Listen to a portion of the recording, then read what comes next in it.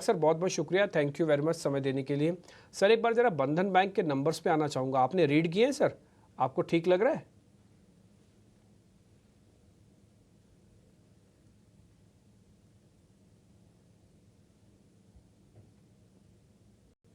बहुत बहुत धन्यवाद डिम्पी जी, सर आपका अनम्यूट कर सबको लीजिए एक बार सादर प्लीज़, प्रणाम और गौरव जी। शुभ प्रभात हमारे तरफ से।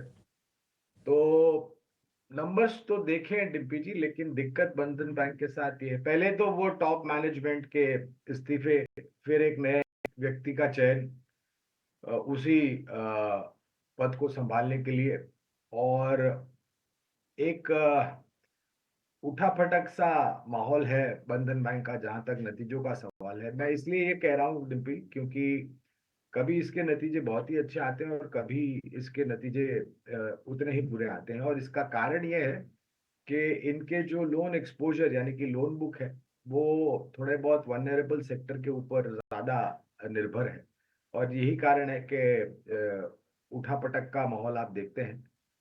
खरीदारी की राय है बुनियादी तर्क के आधार पर, और अगर आप हमें लक्ष्य पूछते हैं तो 230 तक के लक्ष्यांक मेरे ख्याल से निर्धारित गए हैं अनुमानित आने वाले नतीजों को देख करके, और शायद एक परिवर्तन जो नए व्यक्ति आए हैं सर्वोच्च स्तर पर, वो अगर थोड़ा बहुत बदलाव ला सके और नतीजों में सुधार हो सके तो मेरे ख्याल से ये बहुत ही ज्यादा सहायता करेगा।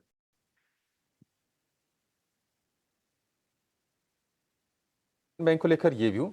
अच्छा, वीकेंड के दौरान ना पावर कंपनीज के ढेर सारे नतीजे आए हैं, जिसमें कि आरईसी हो गया, एनटीपीसी हो गया, पावर ग्रिड हो गया। आरईसी पर आपसे गुरांग सर व्यू जानना चाहेंगे। नंबर्स इसके ठीक ठाक हैं, लेकिन एक चीज़ इनकी कमेंट्री में आई है वो ये कि इनका कहना है कि 2030 तक लोन बुक को ये डबल करने का इनका प्लान है, और FY25 तक ये एनपीए पूरी तरह से ख़त्म करने का प्लान है। आरईसी वैसे अगर हम फंडामेंटली देखें, अगर हम शेयर प्राइस के लिहाज से देखें तो साल भर में शेयर करीब 3 गुना हो गया है। आरईसी में आप यहाँ से भी आपको लगता है कि वैल्यू बाइंग हो सकती है क्या सर? क्या वैल्यूएशन अभी भी सपोर्टिव है, या फिर अब इतना चलने के बाद थोड़ा सा रिस्क है, या फिर अगर किसी को लेना है थोड़ा सा कूल ऑफ होने का, थोड़ा करेक्ट होने का इंतजार करें?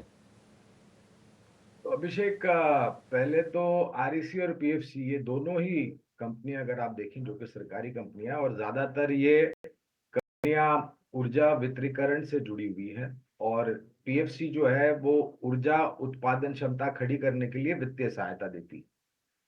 अब काफी लंबे समय पहले खरीदारी की राय थी, और जैसे आप भी बता रहे हैं कि पिछले साल भर में करीबन 2-3 गुना हो चुका है, तो हमारे लक्ष्य आ चुके थे।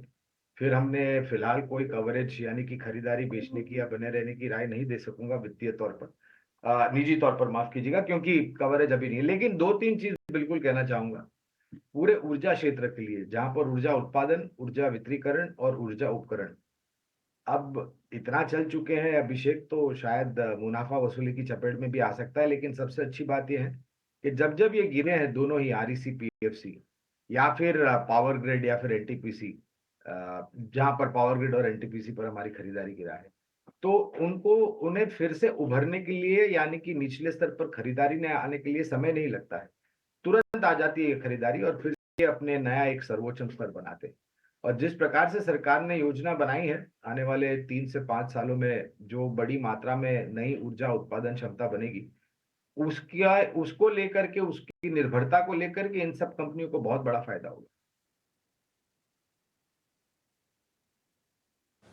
लगे हाथ हमें पावर ग्रिड को लेकर और एनटीपीसी को लेकर फिर राय मिल गई, और आरईसी को लेकर तो राय गौरांग सर ने दे ही दी है।